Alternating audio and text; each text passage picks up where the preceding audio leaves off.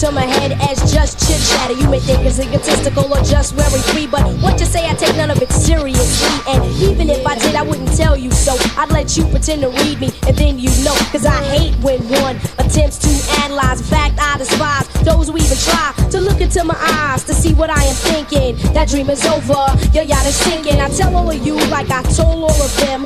What you say to me is just paper thin. Word.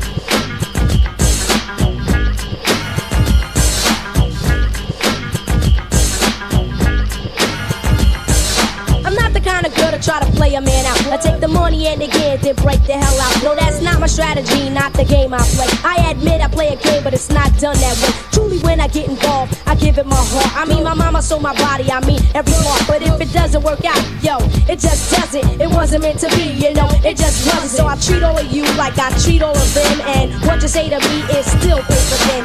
In one ear and right out the other. Hurdles mumble jumble.